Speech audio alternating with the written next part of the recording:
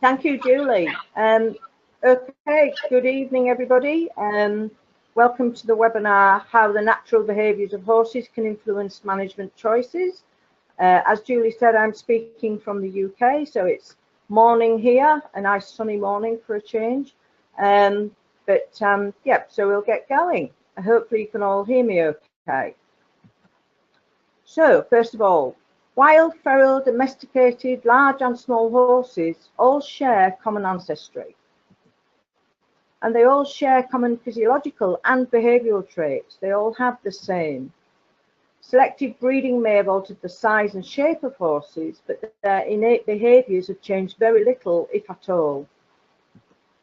It's important to understand some of these natural behaviours in order to avoid putting unnecessary stress on our horses or on our land, because as we teach in our workshops, when horses behave in a certain way when they're stressed, they actually cause land management issues. So they do things like fence walking, standing around at the gate for hours on end, creating mud and dust, and so on. So the more we understand about their behaviour, the better we can manage them for their welfare and manage our land at the same time. So it's a win-win once we get it right. So horses have evolved over millions of years to survive and thrive in their natural environments. Domestication is relatively new compared to the evolutionary lifespan of the horse, and many modern practices, such as keeping them in stables and so on, can be traced back only a few hundred years. So it's very new to the horse. They've lived wild and free much longer than they have in domestication. The natural habitats have been changed and eroded. They're being kept in unnaturally small environments, and in many cases in climatic conditions which are very different to their natural habitat. So for instance, Shetland ponies that evolved to live in a very cold, almost treeless climate, and then being kept in much warmer climates like Australia, Spain, and so on. And so it's, obviously they're going to struggle because it's a very different climate to what they evolved in. So we have to understand and then make informed choices, or more accurately, we have to make compromises to ensure their well-being. There has to be compromises because straight away keeping them in captivity is a compromise straight up, and we have to make further compromises in order to make sure that they are healthy, but at the same time that they don't damage the land, because then we start a downward spiral of events where the land ends up in worse condition and they end up even more unhealthy because they're on unhealthy land. So let's look at and compare some of the key issues. So differences between free-living and, I'll call them free-living for ease, free-living and domesticated horses. They have herd band life differences. So naturally living horses are highly social animals, and they have a rich and varied social life, which includes activities such as sexual behaviour, play behaviour, and mutual grooming behaviour. They show very little real aggression, particularly with regard to physical contact, which could leave one or both parties injured, thus decreasing their chances of survival through predation or starvation. So a lot of what horses do is posturing behaviour. As I said, they do lots of gesturing and posturing in order to avoid actual contact.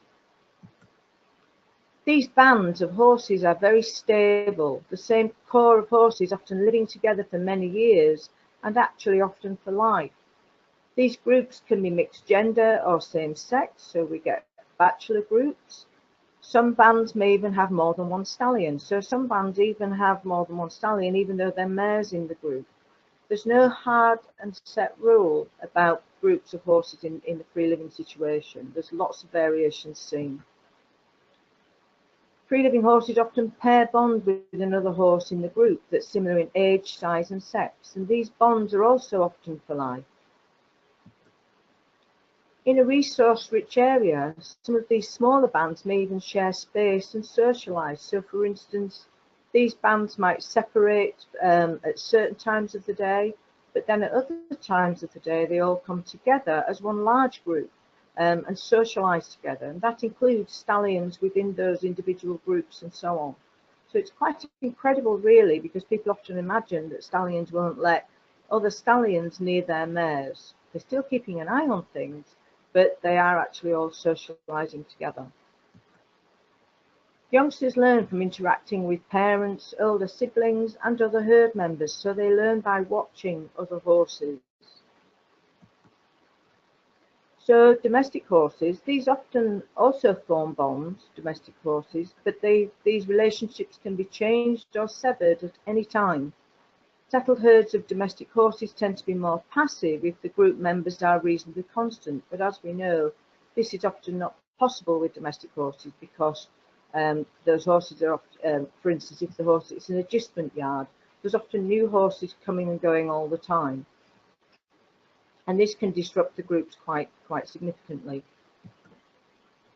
Many domestic living horses are prevented from interacting with other horses, which can cause high levels of stress. In fact, it does cause high levels of stress. Many domestic horses, in addition to being stabled in a way that actually prevents them from touching or sometimes even seeing another horse, they're also turned out separately from other horses. And this is very significant for an animal that is a herd animal. It's meant to live with other horses. So in short, some horses are never allowed to interact with another horse. They're unable to carry out behaviours which allow them to form these social bonds that are so important to them.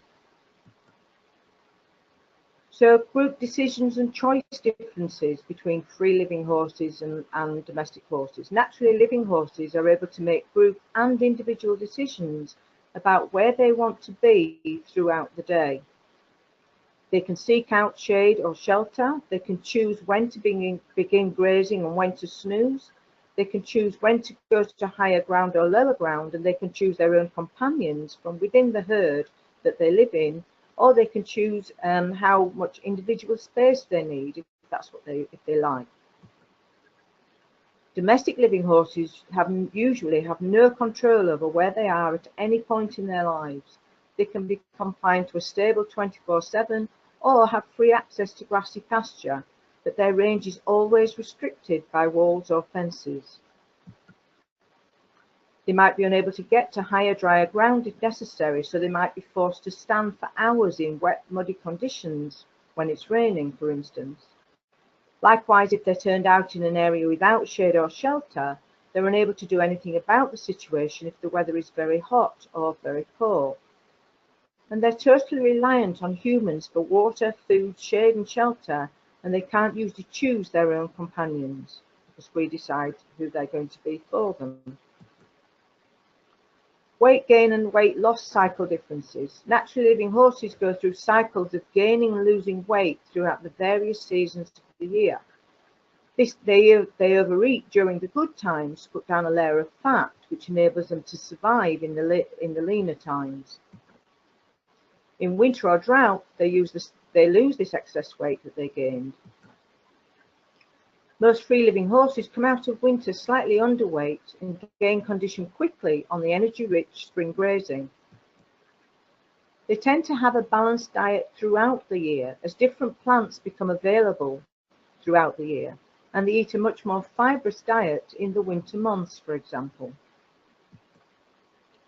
Domestic living horses still have the same innate need to eat when food is readily available, but they're usually micromanaged so that they maintain the same weight throughout the year, rather than losing a little over the winter.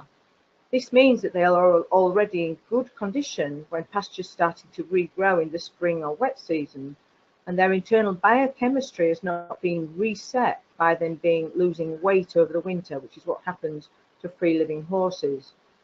Therefore, domestic horses are much more susceptible to obesity-related disorders. They also rarely have to deal with temperature extremes. Modern rugs and stables the use of them results in many domestic horses never using energy to keep warm. Movement differences. Natural living horses travel large distances daily from feed to water and back again in what is known as the home range. This is a large area that contains the resources that they need, so therefore their food, water, their shade and shelter. So they don't migrate like many other large grazing animals. They live in what's termed a home range, and this home range, the size of it varies depending on how available the resources are. So horses walk continuously while grazing and also have to travel between their water source and where the food can be found. And as the season wears on, as the grasses get worn out, they have to travel further because the food near the waterhole is the first to get eaten out. And then they have to travel further and further from the waterhole and then back again as the season goes on until the grass regrows again in the next growing season.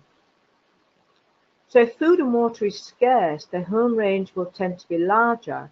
And conversely, if food and water is freely available, it tends to be smaller. But it's still much larger than the average horse property. We must keep that in mind. Domestic living horses often receive too little exercise, and instead of having to find their own food and water, it's given to them on a plate, or more precisely, in a bucket or a trough.